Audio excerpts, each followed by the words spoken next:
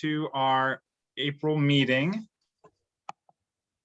And the first thing we'll want to take a look at are the minutes from March. So those were emailed out last week. Has everyone had a chance to look over those?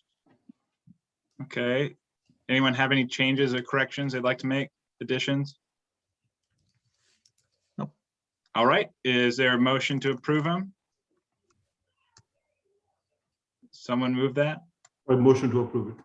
All right. Is there a second? I'll second. Anyone opposed to that? Nope. Okay. They are approved. Next, staff update from Shannon.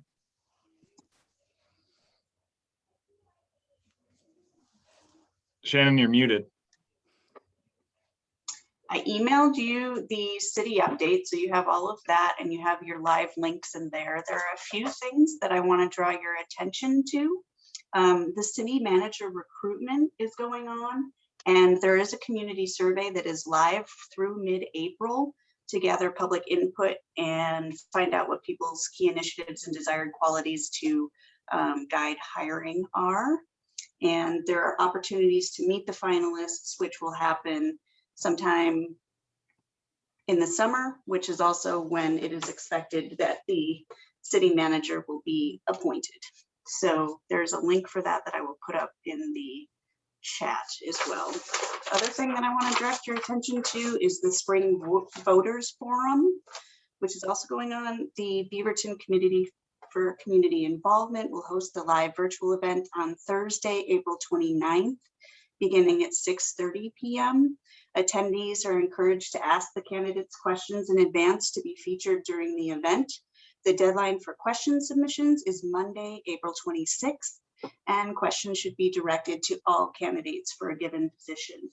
And I will put that in the chat too, the link to that. We have had a candidate ask to join our meeting next month, and so I need to know from all of you if I can extend them the okay to join the meeting. We do have rules around that, but I'll follow those. I was gonna say, if one candidate joins, we have to extend it to all of them? We do have to extend it to No. all of them then, yeah. Well, members of the public are welcome, right? So they can come.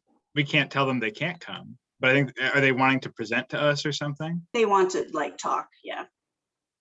Oh, well, we're very busy. But what do other people think about that? I don't know, who is it? What do they want to share? Let me see if I can find the email.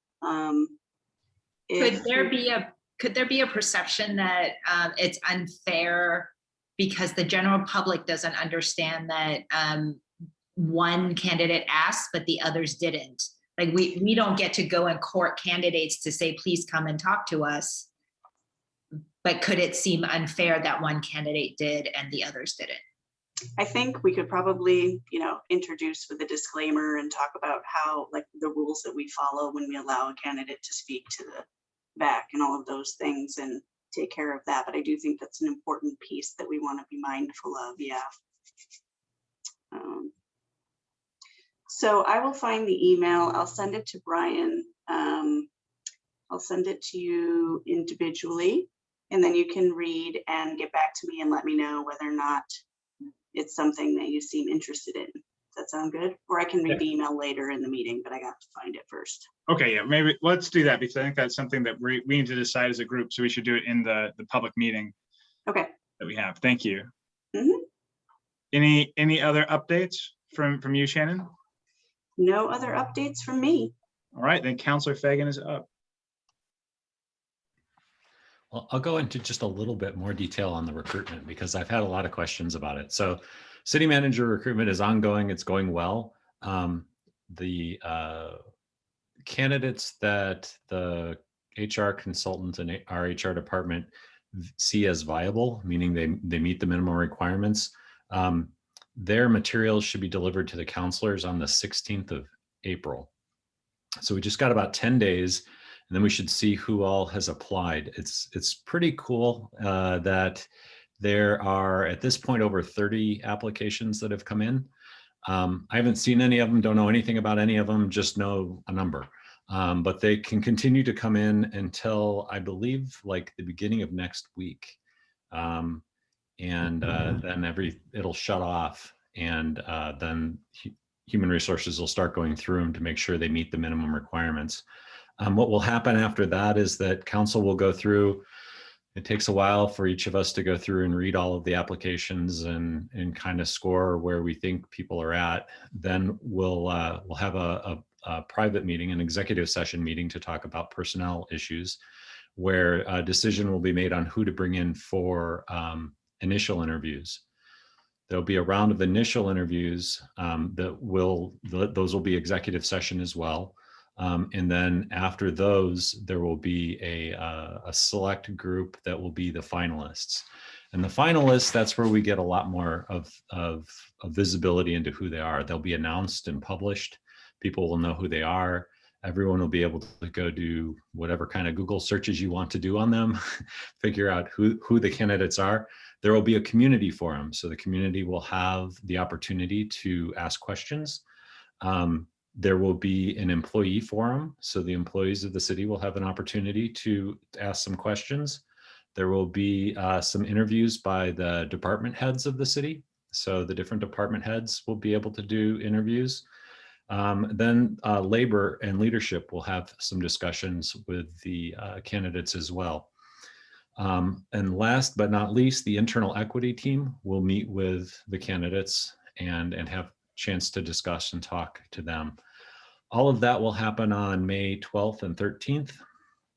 And then we get all of that input on probably the 13th, and the 14th we'll have an executive session where we'll go over the final interview results, and we'll make a determination and put forward a candidate that we'd like to have an offer. So hopefully by mid to end of May, we'll know who the long-term city manager is going to be for the city of Beaverton. So that's pretty exciting. I know I'm excited. It's always interesting to see how it plays out, who all is interested in the job and where they come from. Even for the interim, we had people from all over the country that applied to have a position. And the city of Beaverton right now is an exciting place to be. It's hard sometimes in COVID to realize that, but we've got so many positive things going for us as a city. We have a very active and involved community. From a fiscal standpoint, our budget is really good. We've done a very good job as a community of making sure we've got a solid, sound budget.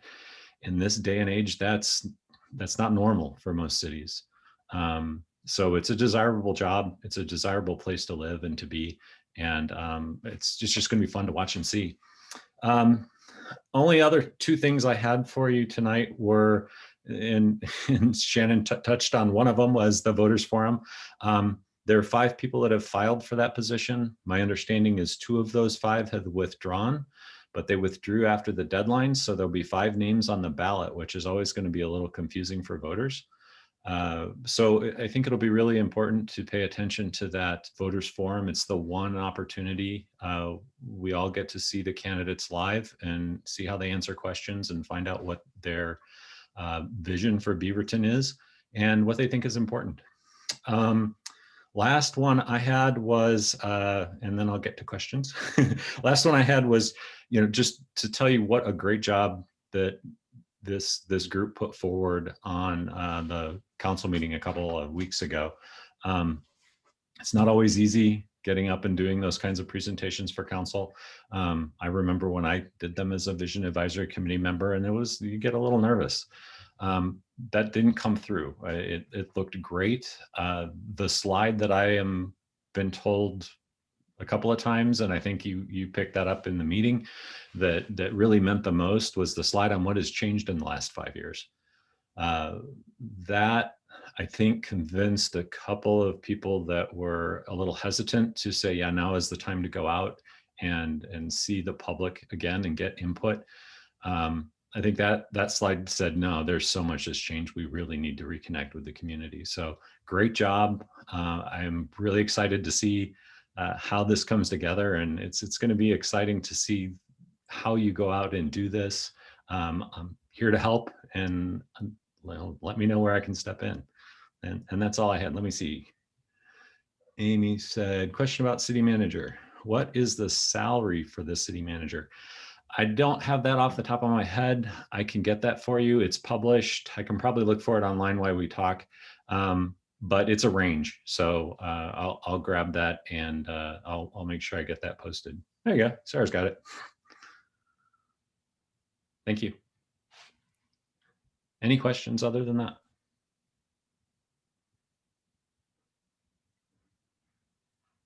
Awesome. Thanks a lot.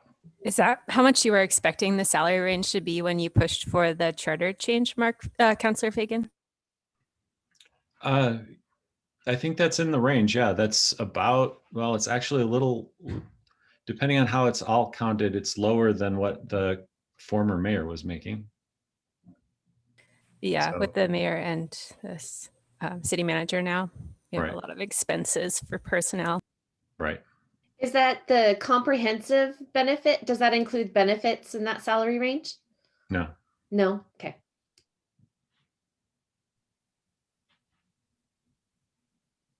Okay, Okay. I have the email and I can go back to that now if we're ready. Yeah, let's do it. Thank you. Okay. So there is a candidate for the city council position 1 who would like to speak. I will not tell you who it is, and they have not said what they want to say. All they said is that they would like to address the VAC. A couple of things to note is, so if we say yes and we actually put them in the agenda, we do need to have the neighborhoods office contact the opposing candidates and give them the opportunity to have the same amount of time to speak as well.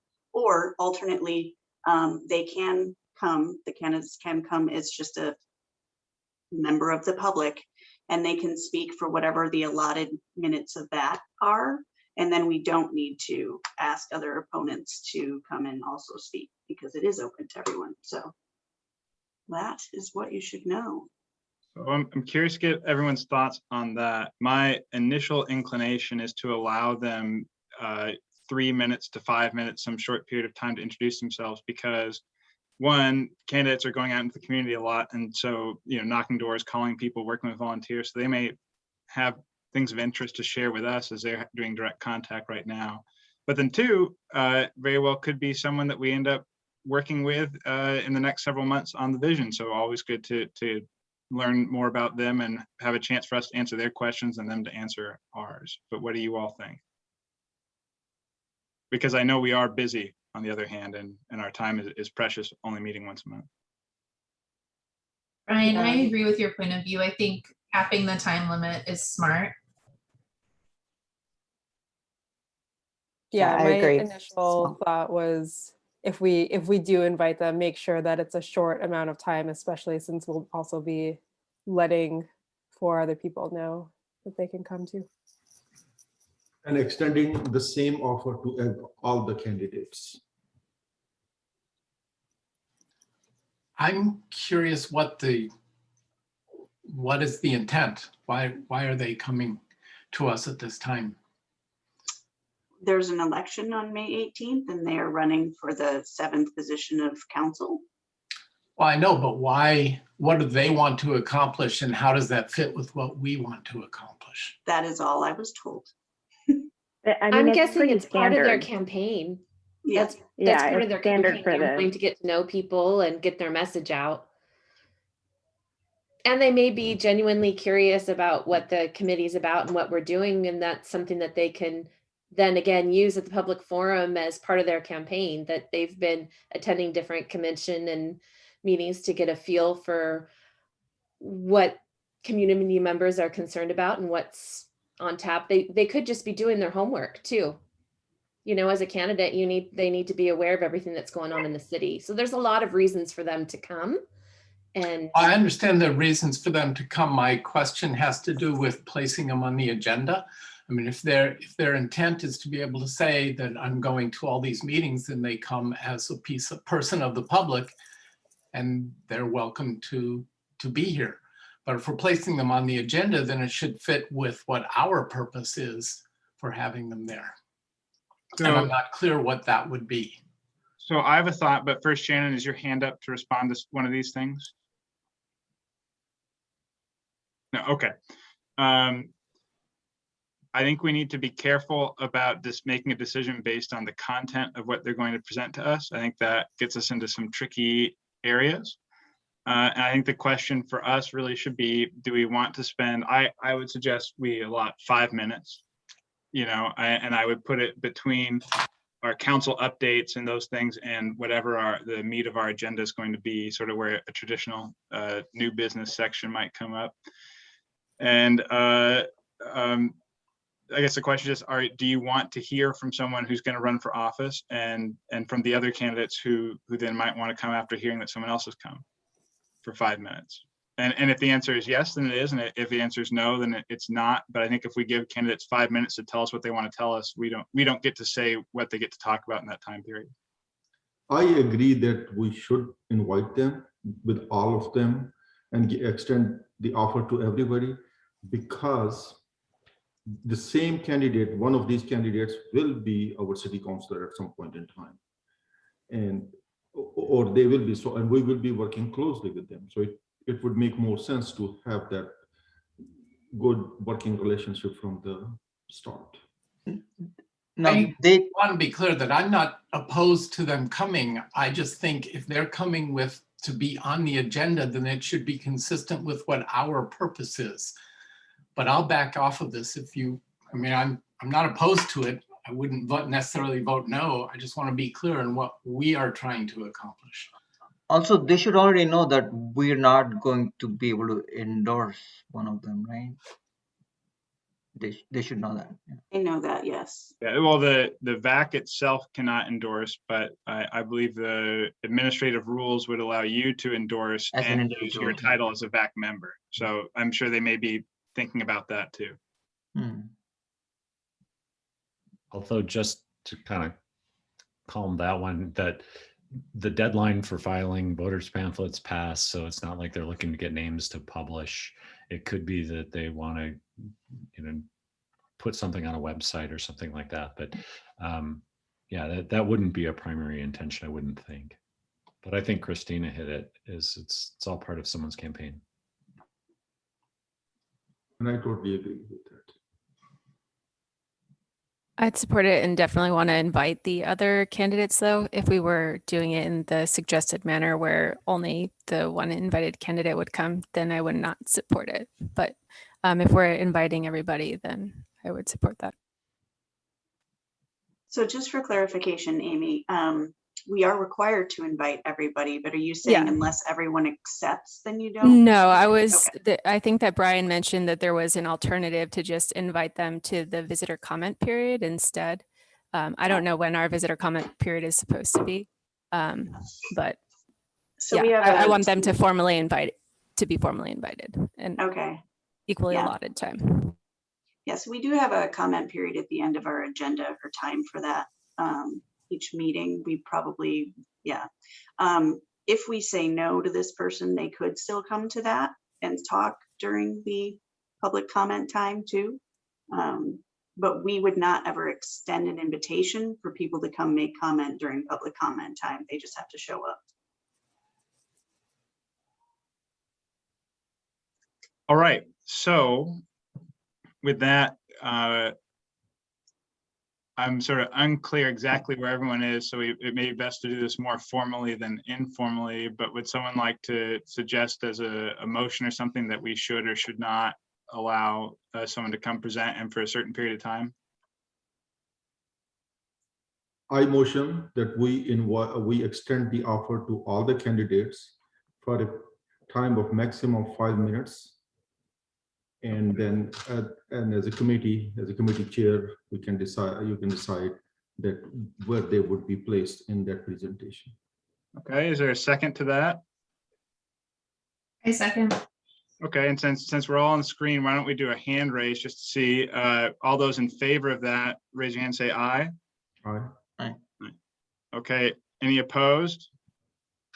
All right, so that carries. So then we will do that. We'll let them know that we're good with 5 minutes. And Shannon, when you're preparing the next agenda, I would like to put them after the updates, but before we get into our regular business. Thanks. Okay. So moving forward, report back from the Council Roundtable. So as Councilor Fagin said, I think it went well. Excuse me, Brian. Yeah. Are we, if we're giving them 5 minutes, does that mean that we are sitting and listening to them present something, or should we be preparing questions for them? I mean, what exactly is this? Well, they're going to time come period? and they know that they have 5 minutes. And in that 5 minutes, they can open to questions. They could have a presentation for us. It could be that you want to get a question in there in 5 minutes. And I think any of those things are fine, but it's going to be 5 minutes. And then I'm going to cut it off pretty promptly thereafter, because I think we've got a lot of work we need to do. Okay, so we're not preparing anything. No, Okay. unless there's something you want to prepare.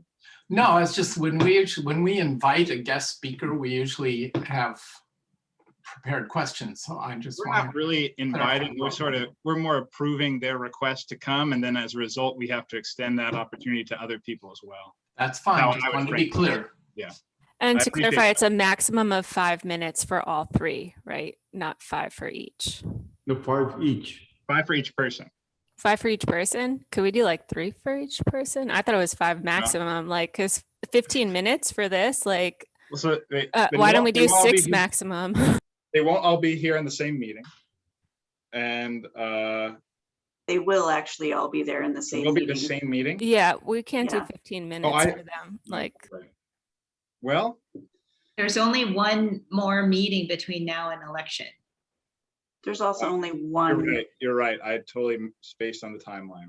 Yeah, Yeah. I think we've already given them 15 minutes. Maybe we should move on and right, we'll see who agrees to come.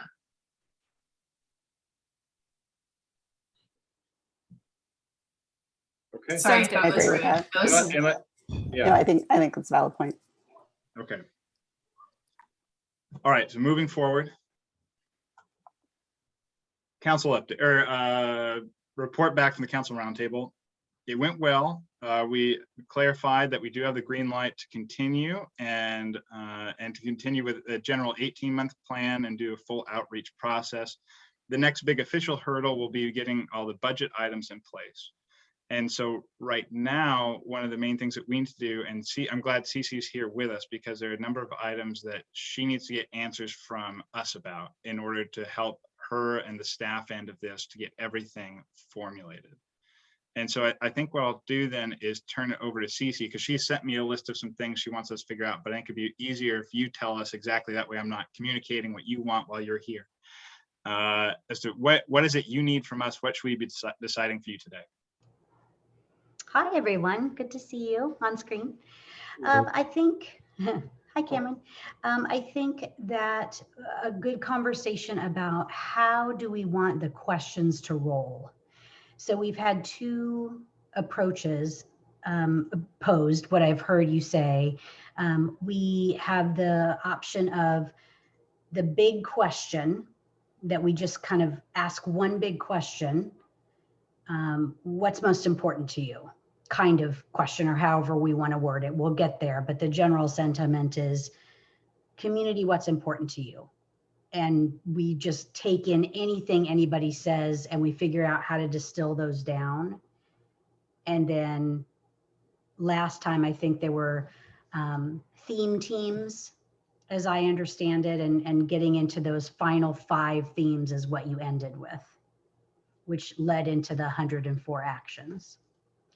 The other route is reaffirming the 5 themes that you already have. And so we could potentially ask a question like, and Shannon, I think you have this written out in a really nice visual, if you don't mind sharing it. Sure.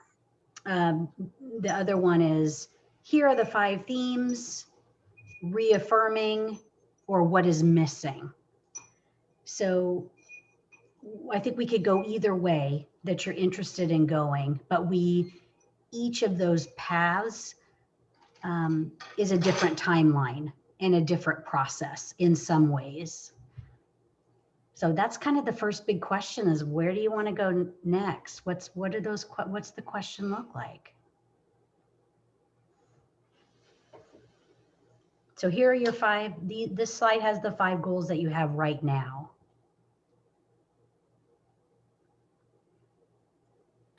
I think if we were just to go with these 5 goals, we might feel a little limited, like maybe a broader question is better. And especially just seeing these like 1 to 5, I would not want that to be what went out to people. I don't feel like this specific graph, and I'm sure that's not what you're saying we would do. But I wouldn't want to use that visual to send to people. Okay. It would And then- also be accompanied by an open-ended question of like, if there's something you feel is missing, but yeah. Point Or taken. some iteration of that. Yeah. I mean, however we feel, we just wanted to get something down as a visual for you. The other route, Shannon, is this is the bigger, just general question where I think we got, I don't know, Councilor Fagin, you probably know better than I do. I think we got thousands of responses to this question, and then we distilled them down. So that's a different, sort of process. If that is that correct? So the first time we did it, we started with a number of different big questions. And they varied depending on where we were and what was going on to try and get people to interact with us. The first time we went out, it was hard for, I think the interaction we had at the farmer's market the first time we went there was one of the most interesting ones, because we really did have people stop and look at the booth and go, City of Beaverton, what are you doing here? And our community wasn't used to having people that are volunteering for the city or working for the city asking what they want. So a lot of the questions that were asked in the first round, the first time out, were these really big questions of, we started with like, where is downtown to you? What is missing from our community that the city should be providing? What do you really enjoy? What are some of your favorite things at the city? And then once you get people talking about that, what else could we be doing? What that did was we got, I think it was like 6,500 different comments. And those 6,500 comments were actually then fit into those 5 goal areas. And in those goal areas, then they were distilled down into, there were 164 actions, I think, the first time. So figure the math, 30, 40, I guess 41 or 2 goals, specific goals inside each goal area. And then we went back out to the community and said, of these 164, through various exercises and discussions, which are the most important to you? And if something didn't get, and it's been years, but I think the threshold was like a 10%, yes, this is important to me. Then it went to what we called the grass catcher list, or the, it dropped out of the vision, but was like a honorable mention that we held on to. But it didn't become part of the action plan. That's how we did it. That's not how you have to do it. And yeah, I'll stop there. Okay, and I see Rachel, Sarah, and Wade with their hands up, and I think my screen puts them in the order they've been up. And if that's the case, we'll start with Rachel. Hey, yeah, my inclination about how to move forward would be kind of going back to what was presented and like how much has changed. I think the fresh start, and I kind of like what Councilor Fagin said about like, what do you like, what don't you like, what could we be doing better, makes sense in this. For this, like I'm more leaning towards like the big questions rather than the starting place of what we had come through, especially like we said, like so much has changed in the last 5-10 years, and people's awareness and priorities of what our community is facing is different too. And Sarah? Yeah, I think what I like about the one with the categories already showing is that it honors the past processes and acts as an education tool, saying, hey, the city has a vision plan and here's what was prioritized in the past. Like, is this still relevant? Is this still important? So it kind of educates people and also honors that past process. But yeah, in its current format, I think it's a little bit limiting. So we would have to tweak it, but But yeah, because I want a lot more open-ended. But I think I'm seeking a little bit of clarification from CeCe, and sorry I didn't ask this before. But what is this for, right? Because we're gonna have the consultant to help us design like a bigger questionnaire. So is this for those one-off opportunities to like send out a postcard or at events, or I guess I'm just not sure what this is. What it would be. Well, in my mind, this was trying to hone in on what your process is. I really was asking you for everything, like, where do you want to start? Because we have to start scoping out the consultant. So I need to know. Well, so if that's, yeah. Yeah, exactly. You got that makes a lot of sense. So if that's the case, then I still like the one that already gives the categories, because that makes the process just a little bit simpler, as opposed to what Councilor Fagin was describing as last time, where you do the big bucket collection and then you have to distill it. Like, it would give us a little bit of more of a foundation. But I'm also open to starting from scratch. Wade? Well, I don't want to repeat what Rachel said. I basically agreed with her description of the situation, but I was wondering if we can do, I'm in favor of kind of more the open question, because I'd love to see the list of topics that come as a result of that. But I'm wondering if we could do some kind of a combination where we ask for what are the topics and then say, put a star next to the two that you think are most important, or something like that, to try to get at priorities that they feel. And then the, in light of what Sarah was just saying, can we give the categories as part of the question, such as in the past, concerns have been listed in these topic areas or something like that? And just as a way of phrasing the question to keep the connection with the past, as Sarah mentioned. Cynthia? My vote is for having an open-ended process at the beginning, because the priorities that was presented 10 years ago, there are entire teams paid for by the city right now working on it. There's a housing team. There's a team working on improving downtown. So those things are already in play. What we want to know is, from last time, of all the things that's already in motion, what do we need to add to it? And last time we had talked quite a bit about the THPRD process, which did start with a lot of open-ended, you know, what do you envision, and just think about everything. And then they made the buckets. And I feel like this is kind of why we have a consultant, because then they get paid to figure out the buckets. Christina? I'm along the lines with Cynthia as well. I think that open-ended question will help should help identify what our big five for right now in these times are. And I kind of don't want to influence what people have to say. Like, I want it to come from, because part of what we're doing is trying to reach new voices and voices that haven't been heard. And I don't want to be putting in their brain that these are the things that we have said are important in the past. Do you agree with us? Or, like, I want to know what their true sense of it is. Like, I want to hear what they have to say without influencing their decision.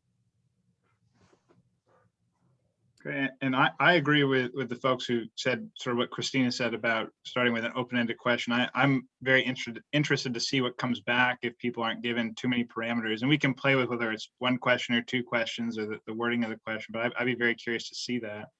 I think a lot of people have had an opportunity to share their thoughts, but there's some who haven't. Does anyone want to share who hasn't spoken up yet?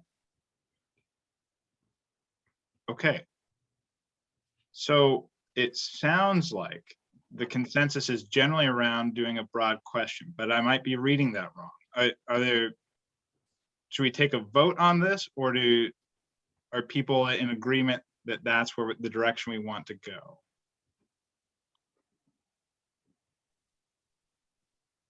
Wade's giving me a thumbs up. Sarah's giving me a thumbs up. Okay, so sort of the informal thumbs up. Who, if you want to do a broad question to start off with, give me a thumbs up. Okay, that's everybody. Perfect. So let's start with that. CeCe, that we know we want to start very broad and then whittle down from there. So what's the next item that you would need from us? So the next item would be some idea of, would you like to, we have the broad question, we'll have the consultant, let's fingers crossed, right? Budget, all of that great stuff happens. We get to narrow those down into buckets. And then in the past, that next step was to have focus groups or theme teams, I think we called them, or something like that as phase 2, which took those, say there's 700 items in one of those 5 themes, like that group really took them, met several times, or a few times, I think, or a couple of times, twice, I don't know. So let's say they meet a couple of times, they narrow it down to, vibrant downtown. Here are the top 5 things within vibrant downtown, for example. Like, is that the way we would see phase 2 happening? So that's an important and broad question that I think we'll probably want to think about a little bit. Totally fine. And while we're thinking about that, a question I have for you is the answer that we're going to give you now, hopefully today, or if we need more time next month, what do you plan to do with that answer? Well, we need to start writing out either what is the scope for the consultant, or what is the scope for the project manager, or what is the scope for Shannon and I. We have to have some staff person, consultant, or us, has to do that work. So we want to start writing out, what does that look like? Okay. So yeah, an idea would be great. When would you want, what's in terms of timeline, when do you need that sort of information by? Obviously, as soon as possible is good, but if we can't get it done now, is that something that we can discuss next month and get an answer to you? Yeah, I think that would be fine. And hopefully we would have some idea of where the budget's at that moment. And then we want to have this RFP. If we're going to do an RFP, we want to have that kind of prepped and ready to get out the door for the new fiscal year, which starts July 1. So we want to get that consultant hired, and we want to tell them, here's what we need you to do, and this is how much money it's going to cost. Okay, that we have. So folks, my inclination, and I'd like to get your feedback on this, is for us to spend a few minutes sort of throwing out some ideas of what we'd want to see in a phase 2. But I think the phase 2, after the initial outreach, the broad outreach, could go so many different ways and look really different depending on how we conceive of it, that I want to make sure that we all have time to really think about it, so we can share our own ideas, more articulately than I am now. But what do you all think about how we proceed on this one, and what are your thoughts about the second phase generally? So the more open-ended the first phase is, I think it becomes more critical that we take that data and do something sensible with it in phase 2. So I think one of the, I think we can rely on maybe what THPRD did, like what kind of processes they followed in the current environment, how they reach, because I assume they're doing a phase 2 as well, right? Does anyone know? My understanding is that vision is wrapped. I mean, there always are more phases. So they didn't do multiple phases? I don't believe so. I think they released their so final you vision. Mentioned, CeCe, you mentioned having the second iteration of forums where you meet with people and discuss the honed down list and try to get more color to each of those items. So is that something if we're able to do that, I think that makes sense. I don't know how things will evolve right now with. Is it all right if I, sorry, is it all right if I give an example of what happened when I was running in working on this? It's okay, Brian? Yes, please. Okay. So when you're talking about what people enjoy, you're going to get comments like, I love parks. I love hiking on the trail. I love, and you're going to get a series of things that you can then put together with, we value open spaces, areas to recreate in parks, right? That can be one of the things that then can inform a decision or become an action. How do we create more of these? So if you have 100 people that make that comment, and you can distill it into a pretty solid statement that represents it, what then happens is you take that statement back to the public and you say, this is what we heard. Did we get it right? And you validate with the second round how you have distilled what you heard in the first round. And that helps you understand if the way you put everything together actually reflects what you heard.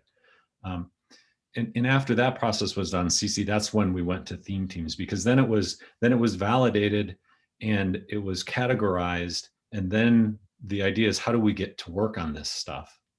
And so then there were groups that would get together in build community. And how do we do it? And who's going to pick up the ball? And how do we get other people involved? And how do we activate, the nonprofits and the for-profits and get our community working together to achieve the goals that we just received from the community? So I just wanted to say that to clarify, that was how it was done before. Doesn't have to be how it's done this time. Yeah, one of the downsides of having an open-ended thing the first round is because we don't get to ask follow-ups, because we won't talk to the same people again, right? Or same individual again. So it all depends on our interpretation of what somebody said, and then maybe this is where the consultant would help, hone down the data into and categorizing it better. I also have a question for us in the process. We talked about how we wanted to specifically reach different populations that haven't been reached before. When are we doing that? Are we doing that in our initial outreach when we're asking the broad question? That would be what I would think, because then we would know where those ideas came from and we could prioritize the ideas that we felt were from more marginalized voices. But we need to be also thinking about how are we going to make sure with this broad question we are knowing where the information is coming from and how to prioritize things for the future. And I think Cynthia had her hand up too. And so I think that's a really important, what I'm going to do, we have a number of hands up. What I'm going to do is I'm writing down the topics, but I think that's a good question. And I see Christina's hands up. Christina, did you have a comment similar to that? Yeah, actually, because okay. I agree with you that we should be reaching out to that broad audience with the broad question. But it was my understanding from the retreat and also from some of the other conversations that we've had that some of those secondary parts of our process should be not only reaching back out to validate what our findings were from the first part but to also then be reaching out for, okay, this is what we heard. Are we correct? Now, we want to come back to you and say, what are your ideas for how do we achieve this? How can we make this happen? So I thought that we were going to be doing a deeper dive in the second part of the process with people rather than just showing them, okay, this is the list, and did we hear you right? And these are some of the things, and then kind of committeeing it. But I thought we were going to then be having another, if we can, deeper conversation with them the second time to really dive into some of the things that came out. Rachel?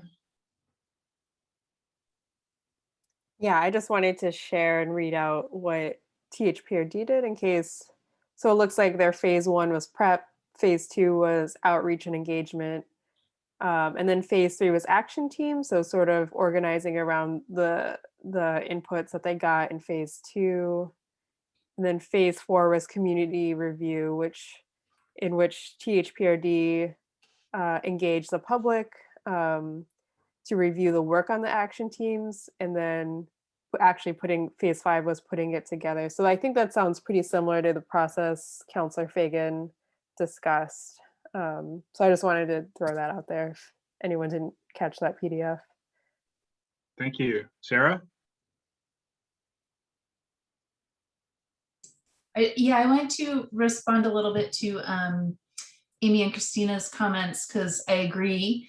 And I think that in front of council last week, we said we were going to do cast a broad net, but then do spotlights on certain communities that have been underrepresented in government decision-making in the past. And that's how we framed it. So I want to make sure that, one, this group agrees that that's what we had talked about at the retreat, but also that that's what we are going to do.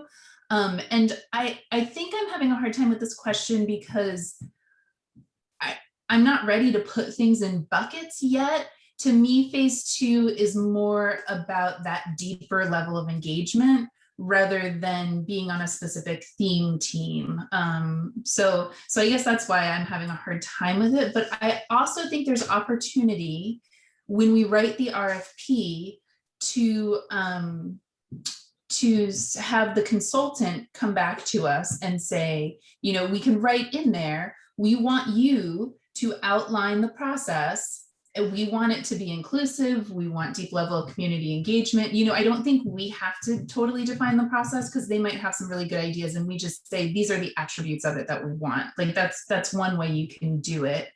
And I know, CeCe, we talked a little bit about maybe making some subcommittees of this group, because now we're really getting into some actual work, right? It's good here to have the conversations, but we need to actually do some work too. So I want to make sure we come away from this meeting maybe with a few people who want to focus on the RFP or want to be involved in maybe interviewing for the project manager or various things. And maybe CeCe, you can tell us what you need. But I just want to make sure that we're available to you to do some of the work too. And that was a lot of points. So I don't know, I'm just kind of rambling. It's late in the day, guys. So I put myself in the queue real quickly because I want to respond to Amy and Christina. Similar to Sarah, I was going to say what Sarah said about what we talked about at the council meeting, so I won't reiterate that. But I'll add on to that just to say that I think it's important that at each step in the process, we continue to look at who is saying what to us, where we can identify who that person is, to make sure that we're actually achieving our goal of listening to groups that traditionally haven't been very well listened to. And we need to be mindful at each step where we can. And to that end, at our next meeting, one thing I want to put on the agenda is a discussion about who are those people? Because we had discussed previously, this is generally who we're talking about, who we want to make sure that we're seeking out, but we need to more concretely say who that is. And so to sort of give everyone a bit of homework, I guess, for lack of a better term, I think that's one thing that's going to be important to think about, is who's going to be important to include there. And then secondly, a bit more detail about phase 2. I agree with Sarah that until we know what comes out of phase 1, it can be hard to say exactly what we want to do with phase 2. But what I'm hearing from people generally is that we're definitely having an iterative process. There will be a phase 2, but then secondly, that we want to find ways to make the work easier by categorizing. And we just don't know what those categories are going to be. And I think once we have a better idea of how that's going to work from phase 1, and once we have a better idea of who the people are that we want to make sure we don't leave out of the process, the details will flow from that. And so I see Amanda's hand up, so I want to turn over to her. But also, if you all hear something in that outline that you disagree with or want to do differently, let's talk about that now. And then CeCe may have a couple other things for us to cover. And so I want to give her a chance to ask those questions too. But Amanda's up next. Yeah, I think I'm going to copy a lot of what Brian just said, but I was just going to notice that I think we're all talking about generally the same thing, that we're talking about a multi-phase project, and there is going to be back and forth, but we don't know exactly, we're not ready to define what that phase 2 to phase 3 is going to look like, but it is sounding like we're, and if there's something else out there, that's the other part, is that I just, my experience of, you know, what we've read or researched before, I don't see anything else besides kind of a multi-phase. So if there's any other ideas out there that we want to throw out that we haven't talked about, but everything I'm kind of hearing is gelling around that phase 1, phase 2, phase 3, with some sub phases in there that we'll define as we go along with some help, probably. Cynthia?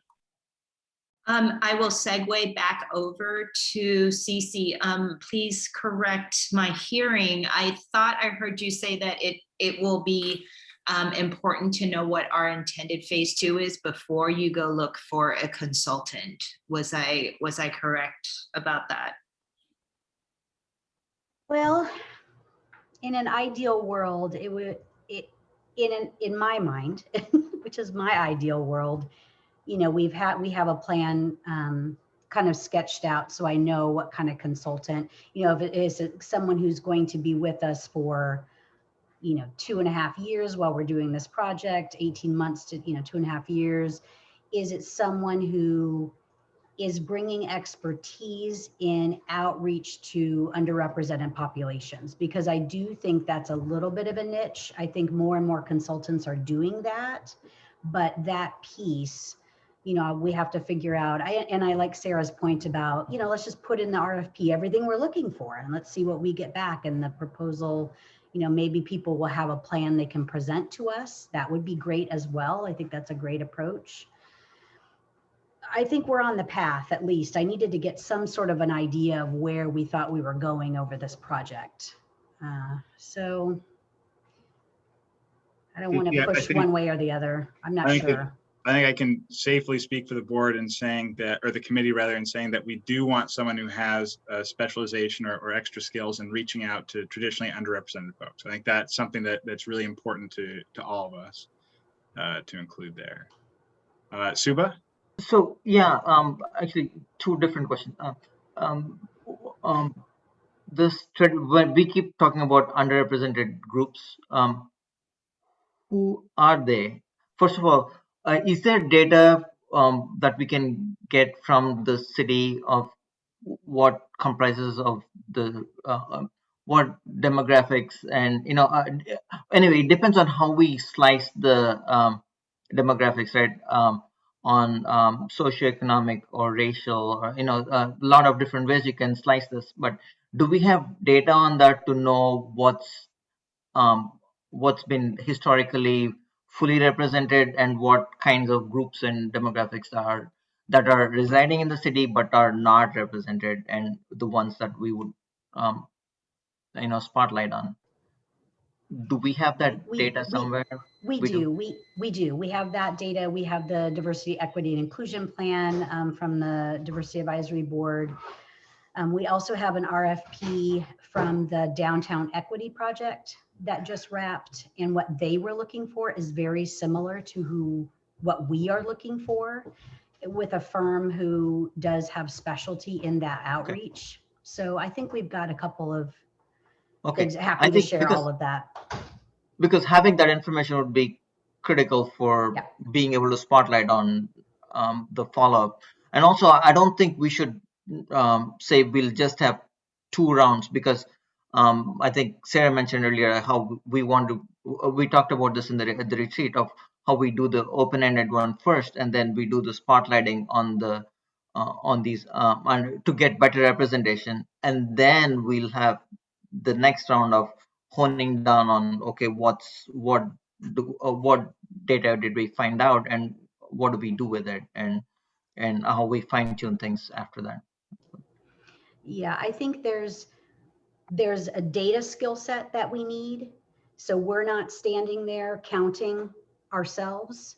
You know, we need, hopefully not, you know, a data skill set in a consultant would be great. And then I think the outreach to the underrepresented populations are 2 things I'm hearing so far that we really need some expertise in. And, you know, does that mean it's somebody that's local to this area. I mean, we know relationships are key to that work.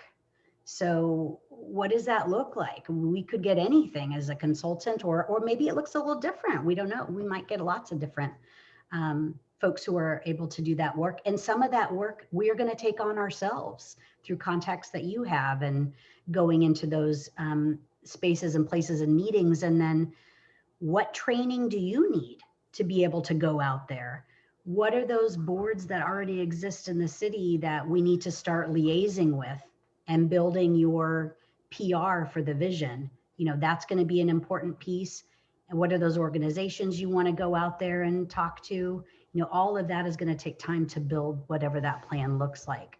So some of it we're going to take on ourselves, and some of it the consultant's going to do. We also have Zen City, which is a company we already work with that is skilled in data. So I already have a contract with them. That's great. So I feel like, you know, they can already handle some of the statistical data stuff for us. Okay.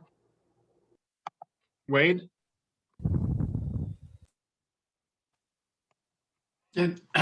Sarah just raised an interesting question in the chat. We're talking about a consultant, and I don't know enough about the process of putting out RFPs, but I don't know if we want to limit ourselves to just one person to fill our needs. And I don't know enough about this whole process to even say whether we are limited. It's a question. And CeCe, are you able to, oh, sorry, Amy, I see your hand. I'm wondering if CeCe can answer Wade's question, then go to your question or your hand raise. Yeah, we can do that. And that is also the winner of the Downtown Equity project. I don't know if I can release that yet. I'm not sure. But that is a conglomeration of local organizations. And they did it in a fantastic way. And I've never seen it before from this region. So yeah, but they've already been captured to do Downtown Equity. So I was like, darn it, I wanted them. But yeah, you know, maybe something else will come forward similar to that. Thank Well, you. it occurs to me that then couldn't we hire someone like them to give them a task? So hire by the project and not the person? Is that possible? Maybe. I think we can try to work some magic, Wade. Let's figure, what we need. I had a question about project manager versus consultant. Are we definitely having a project manager, or is there any like consultant versus having a project manager? I'm just wondering about the project manager and how they fit in, and if that's definitely happening.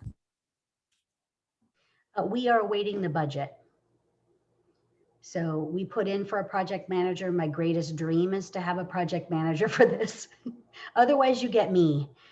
But we'd have a project manager. Yeah, I like it. Anyways, but we'd have a project manager and we'd have consultants though. Yeah. In an ideal world of the budget, yes. Yeah. I mean, I know it sounds like when you get a consultant, they're doing all the work, but it really takes a full-time person to manage that body of work and the consultant and all of the internal happenings too.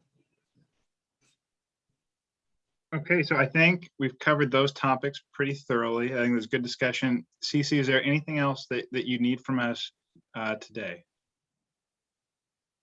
I think that's a good start. I would just ask that you just start thinking about what does that outreach look like in phase one.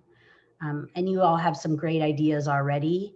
And just what does it actually look like to operationalize that and to put it in practice? Like, are we going to have a giant spreadsheet and we're going to divide and conquer? Like what's that plan? So we're going to need to spend some time tackling that outreach in the next few meetings or longer. I don't know how long that's going to take. Okay, and then so in addition to for next meeting, we're thinking about the phase two in more detail and who are these particular groups we want to target. Are there any other things that you want to make sure that we have covered by the next meeting? I think that's good for the next meeting, and then we can start talking about the meeting after that. Perfect. Thank you. Cameron. I just have one comment in the continuation what we were talking. So whatever our budget gets approved, my understanding is that we should, because the enormity of this project, we definitely need a project manager. And then we have internal customers, we have external customers. Our external customers would be all Beaverton public at large, our internal departments, city organizations, and everybody else. So I think this project cannot be accomplished without a project manager. So whatever our funds going to be, we have to allocate certain way that there's always a place for a project manager, and we have some allocation for that. And hopefully we have your vote, Councilor Fagin, for a project manager when you go and you're part of the budget committee. And I echo with you. We're asking for your vote. I was just typing in my chat since I didn't want to speak, but here's what I wrote.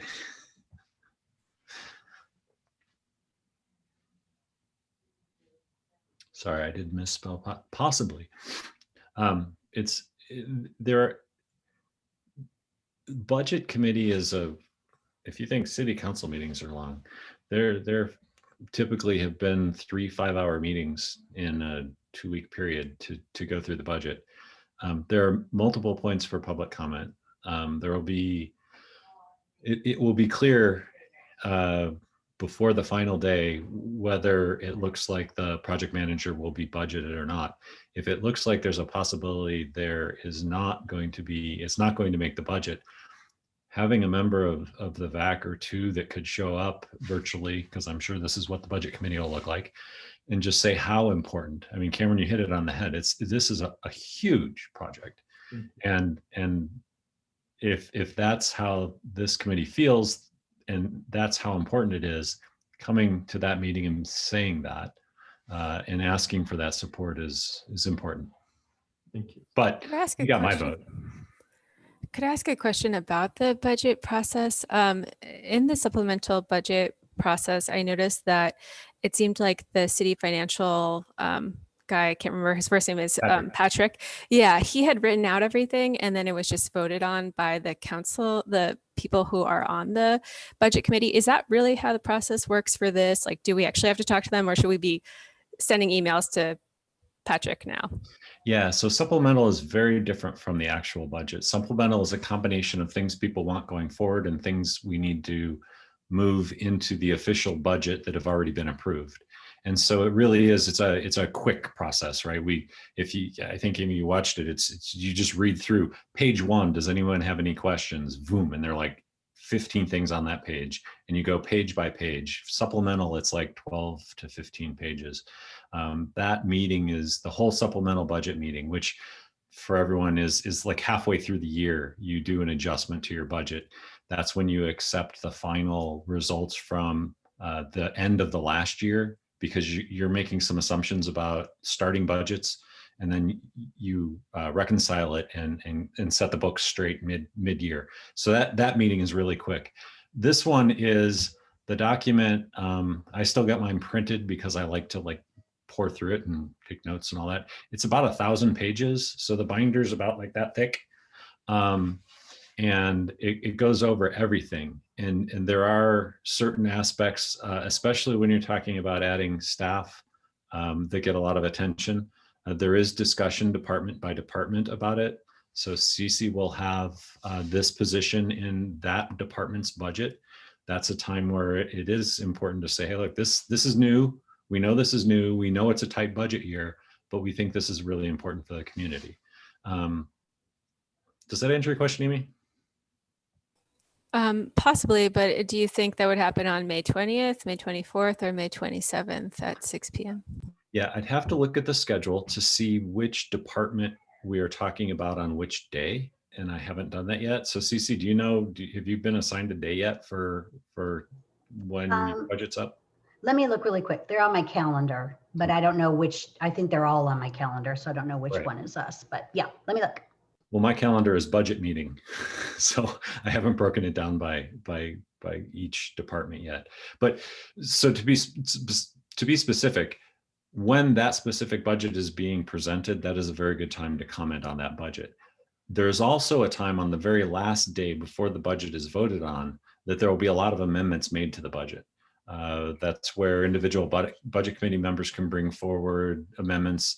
If we really are trying to grapple with how do we make the goals of the city fit with what we've been presented, individual budget committee members will be coming up with, well, what if we did this or what if we did that?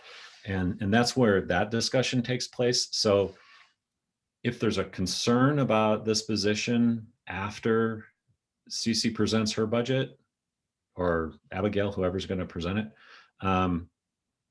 then coming the last day would be important. If comment in that first presentation makes it seem like it's just going to go through without a problem, then you're probably good. So it's kind of watching both.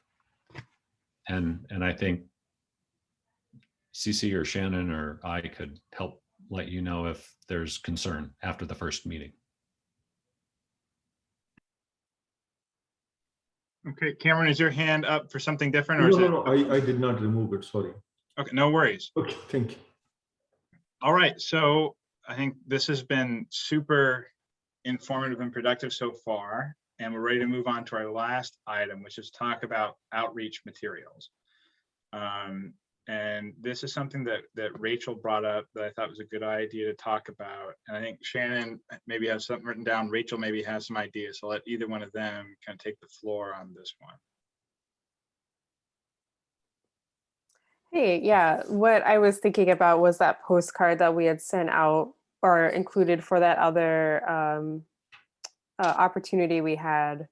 And if we wanted to like formally say like, yes, this is what we should always say, like if any like pop-up opportunities come out before now and when we formally get kicked off, it would be great to have that sort of approved and like translated if we need it. And if there's any changes we wanted to make. And at first I thought, wow, this is a great postcard.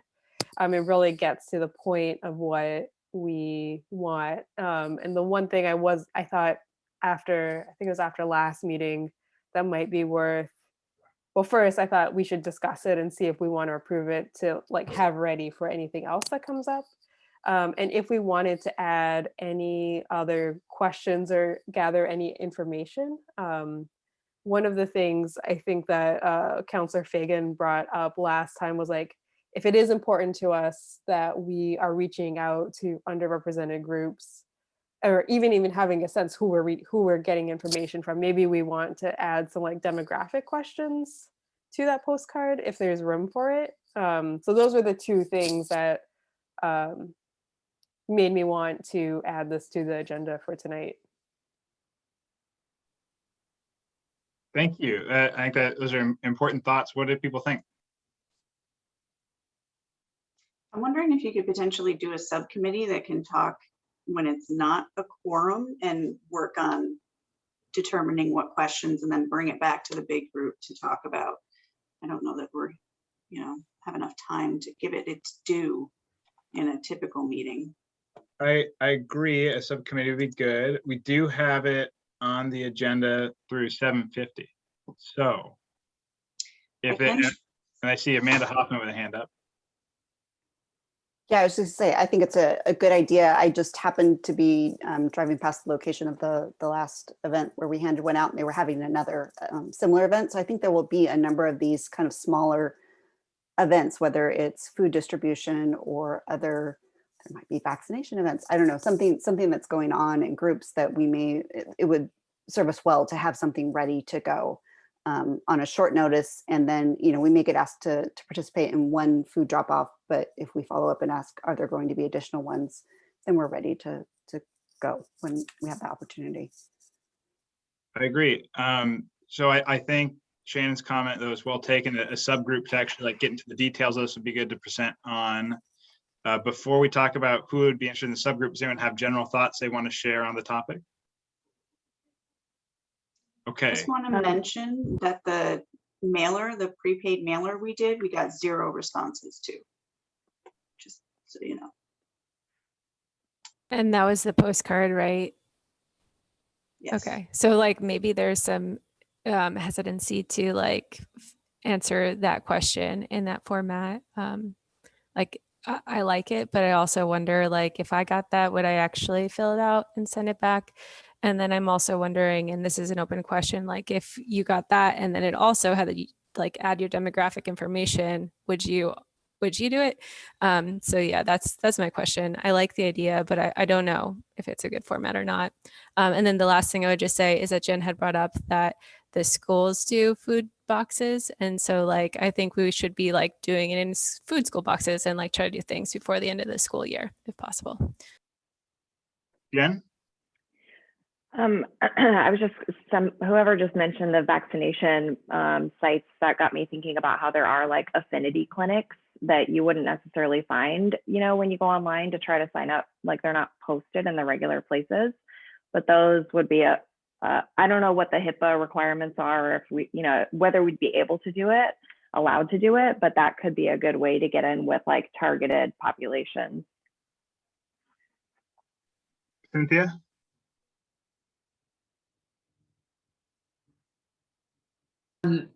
So many thoughts. I worry. I'll boil it down to one thought.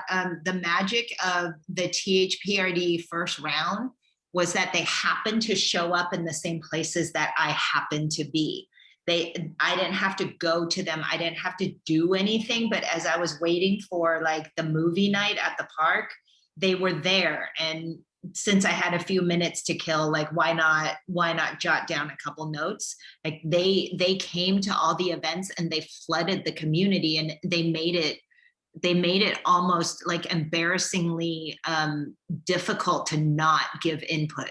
So that would be my recommendation for round one. Like, it's not like, why don't you sit down and write me some notes instead of making dinner? It's, while you're playing with your kids, why don't you give us some thoughts about this? And it could be spoken and someone takes the notes for you. It could be written. It could be like however you want it to be. Because really, one of the sessions that I was at, they're like, I don't care if you draw me a picture. Just let me know what your thoughts are. And I think we need to be open-ended like that. And that will hit more communities just by us being more open. Sarah? Yeah, I totally agree with Cynthia that, you know, maybe, I mean, on the one hand, I'm like, well, maybe we're not ready to do outreach yet. Oh no. Sorry, can you hear me now? My dog just knocked stuff out. Oh, we got you. We can hear you. But the other hand is, if we do want to continue doing these, like the events where we think we might reach people, maybe we can add an incentive. Like, if you do it, like, here's a $5 Starbucks card or whatever it is. Because that just, I don't know, just getting 0 results. It's sad. Yeah, on the one hand, I think you'd get more thoughtful, thought out responses if you had time to sit down and think, as opposed to, you know, when you're standing in line or passing by. So I think we need some way of capturing both, I think. All right, Amanda Hoffman. I was just gonna say, I think we're still in that spot where it's hard for us we can't flood the community yet because there's, you know, we can't talk to people. So we've got a little bit of this COVID challenge that we're gonna have to deal with now. So maybe if we do challenge, also think about different ways that postcard, we talked about having a QR code or something that would make it easy to do online, but we didn't, you know, it didn't have the time. So if we do some planning, we can think about that. But I think we are going to be stuck for a little bit. We're going to have to get extra creative, and it's going to take a little bit more time before we can really, and maybe that's okay. Maybe we're not ready to do the big push, and timing will work for us. Amanda Clark. Yeah, if I'm remembering correctly, this was just a written, there was no digital component in order to provide feedback. And I think that in this initial phase, when we do have these opportunities where people are like, hey, if you'd like us to do that, I think I heard someone say offering the incentive of like the $5 gift card or something. I know that Starbucks has this, though personally, it would be great if we could support a local coffee shop. But they have links where you can literally get a digital link and it's like, you've been bought a drink. and people gift these. And so maybe there's something that we could do where if they fill out our digital survey, instead of necessarily having, because I went and mail something back probably, but if it was digital and we said, this will take you 1 minute, this will take you 3 minutes, then I might take the time to do it when I'm taking a break. And then especially if there's some incentive at the end that it's like, hey, here's some sort of like little thank you gift for your time that you took. Jen? I was also thinking about the library, how the library is open now for grab and go and the drive-by pickup. So that reaches a pretty wide variety of people. And just wondering if we might brainstorm like some kind of a pop-up drive-through something, since there aren't a lot of events that we can tag on to, like, should we think about something that we actually host that's COVID friendly? Shannon? You had brought up the incentives in a couple of other meetings, so I looked into it today to find out whether or not we're able to do that. And we're actually being asked to hold off on any kind of incentive for direction from council regarding stipends. That isn't to say I don't think that we wouldn't be able to get donated incentives, but as far as having any budget to purchase incentives or do anything like that, we do not have access to that at the moment. Just want to let you know. That's helpful. Thank you. Wade? I wanted to circle back to something Rachel said early on, and that is if we all had one question in our mind that we are consistently asking wherever we are. So if I find myself at a meeting with some other group or something, and I, take my 30 seconds or 2 minutes of public input, we could all be consistent with that if we had some agreement on what that one question was that we ask all these places, and it would get us started. It would kind of like get the ball rolling. Councilor Fagin? Yeah, I was just going to say on the incentive versus stipend, I think it's going to be important to, if I understood the intention of stipend when it was discussed here, that's talking about bringing a group together and making sure that there is some way to compensate people for being there. I don't think that's anything that's going to get ruled out. I think that's an idea, but I think that's different than incentives to fill out a survey. So I would try and move with both and try and capture what each of them mean and how you want to use them so that they can be budgeted for. Or a raffle to win a lunch with Councilor Fagin? No, you want participation.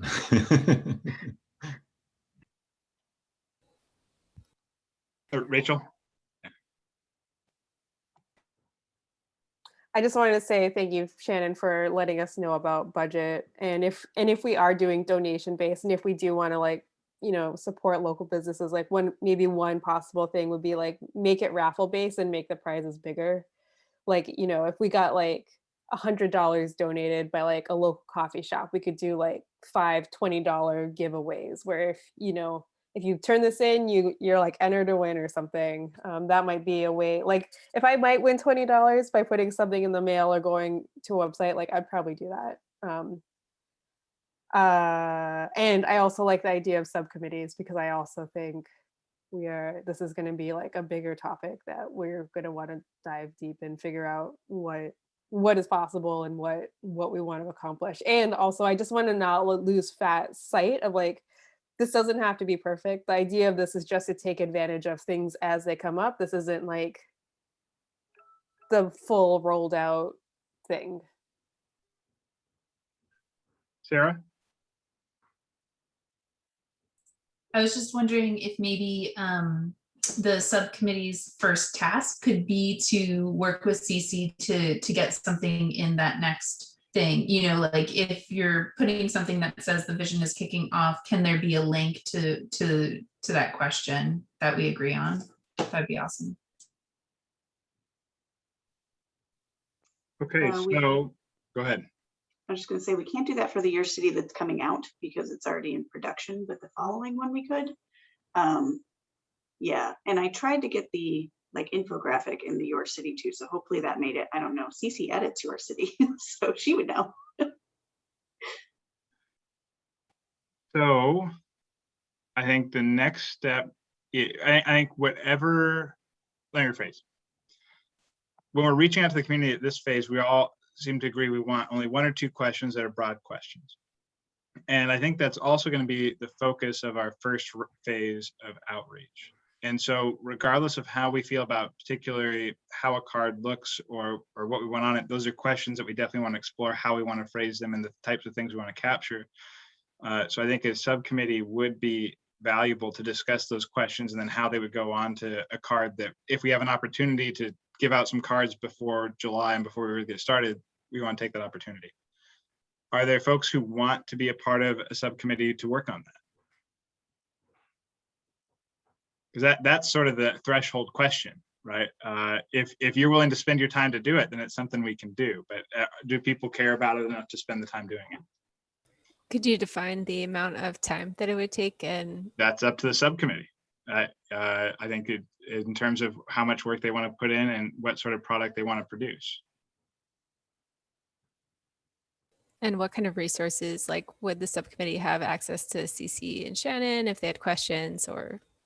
I don't want to speak for CeCe and Shannon, but I'm sure they're happy to answer emails that come their way, but probably not so much that it would burden their otherwise busy jobs, at the same time striking that delicate balance. But I think for the subcommittee, the real resource is just the time that you all would take to think independently and with each other as a small group to discuss this issue, to then present 1 or multiple options to the larger group for us to discuss that you've already vetted and come through. We'll hear the pros and cons of each of these different things that we've discussed, so we can do it with a more nimble group. And will the goal be to discuss at the next meeting?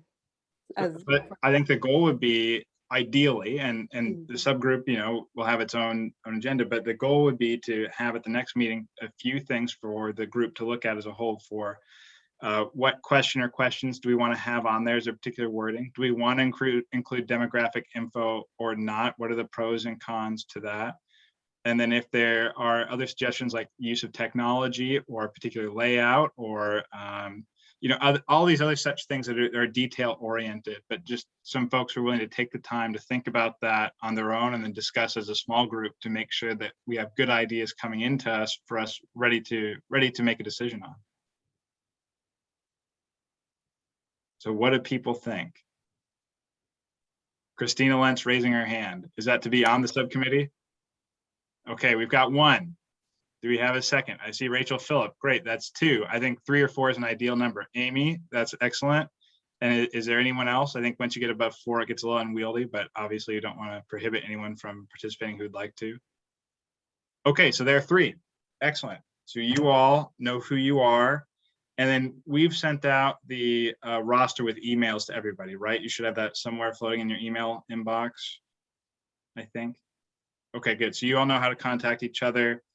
Also, feel free to reach out to me. I think certainly my email, but I think my phone number is also on there. Feel free to give me a call or text or email if you have any questions for me or need help coordinating anything. And obviously CeCe and Shannon, I'm sure we're happy to help as they can too.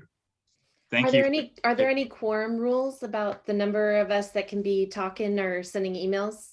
As long as you're below a quorum, it's not a meeting. And so the important thing is to not make an official decision for the VAC, but you can't do that anyway because there aren't enough of you. So, okay. So that should be just fine. But that's a good question. All right. Any other last parting thoughts on that subgroup before we move forward?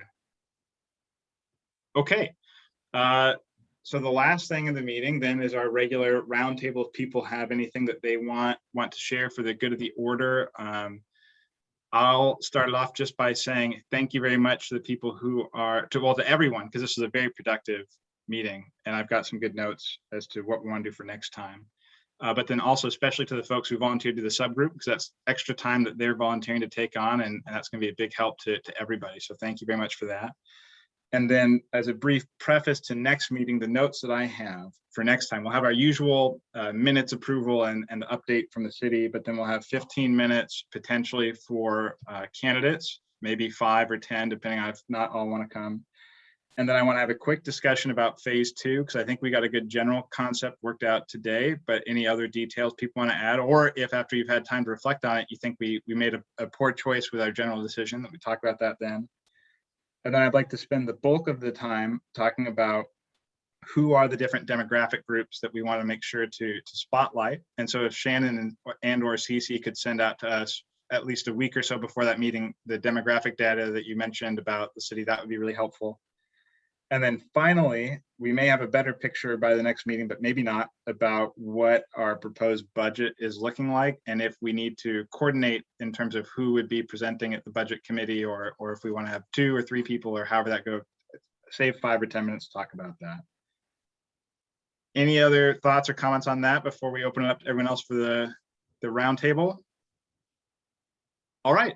Anyone have anything they'd like to share?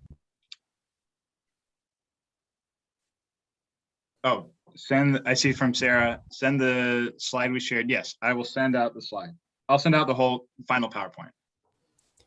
I had a comment or question on like the working for next meeting, which isn't for the good of the group, but I'm just wondering if we could do interactive working on like a spreadsheet, on a document together when we're drafting the groups, so we can see things visually. And I think you get more ideas out faster when people are all writing together in like a Google Doc than you do just talking in order. I don't know. That's an idea.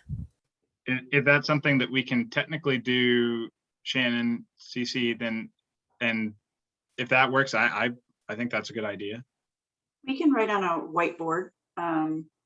I can put one up, you do a share screen and write on whiteboard, and then you annotate and you can write on it. You'd also use CeCe, is it Jamboard? Is that what it's called? That's another option that you can use too, which I'm getting a lot of yeses on. I don't have a lot of experience with either one way or the other, but it is definitely possible. So let me know what you want and I can make sure we can get it done. I see a lot of heads nodding. So if we could at least start with having that option available, I think that'd be great. Thank you. All right. Any other thoughts for everybody before we part ways? I was just going to ask, maybe CeCe, would you be able to share a template that Beaverton uses for RFPs? Because I'd be willing to be on a subcommittee to start drafting what that looks like. Maybe not this month though. I just started a new job, but if timeline works out and I do it next month, I'd be happy to be part of that. Sure. Let me see what I can get my hands on, and maybe some samples. I started collecting. I just need permission to share, but I think if we could steal some stuff from some other RFPs, that would be great. Yeah, and I know you had suggested having kind of a panel of staff members come to an upcoming meeting so we all understand the resources we have, and I think that would be really helpful. I don't know when that would fit in. And also, one of the counselors who is on the TH Parity Vision, and I can't remember her name now. Councilor Hassan. Yeah, Councilor Hassan in the meeting volunteered to come and talk with us as well about that process. So we might want to take her up on that. Yeah, I was suggesting maybe Alexis, who's our cultural inclusion manager, who could help with your question about underrepresented groups and the DEI plan. The Rachel, who's done the downtown equity RFP and just finished that. I think best practice, we should pick her brain, and a couple other people. If you think that's helpful. So even with the demographic questions that we want to put on, could we get a sample of what others asked? Yeah, I have that. All right, anything else? I would just say that once again, the onboarding document you guys got before your retreat has links to the THPRD vision in it, so you can find that there. It discusses all of the councils and boards and commissions that are available, so you can see that and find out who you might want to talk to and get representatives from. There's a bunch of information in there. You might want to go back and look through it again right now, because it will make more sense now that we're got things rolling. All right, well, thank you very much, everybody. Appreciate all the discussion today, and we'll see you all in a month. And as usual, as typical, if anything comes up, pops into your head, you want it on the agenda or have questions, feel free to reach out in the meantime. All right, thank you all.